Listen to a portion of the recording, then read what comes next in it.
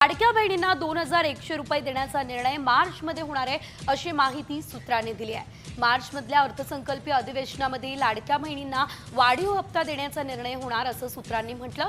तर लाडक्या बहिणींच्या खात्यात ऑगस्टचे पैसे जमा झाले, त्यानंतर सप्टेंबर, ऑक्टोबर आणि नोव्हेंबरचे हप्ते एकाच वेळी जमा करण्यात आलेत आणि आता डिसेंबरचा हप्ता कधी जमा करायचा याचा निर्णय कॅबिनेटमध्ये होणार असल्याचं देखील कळतंय। याशिवाय ही माहिती विश्वसनीय सूत्रांनी सामला दिलेली आहे। मात्र जर आधार जोडणी नसेल तर अर्ज रद्द होणार आहे। तर विशेष म्हणजे फडणवीस सरकारनं हिवाळी अधिवेशनात लाडकी बहीण योजनेसाठी 1400 कोटी रुपयांच्या तरतुदी केलेल्या आहेत।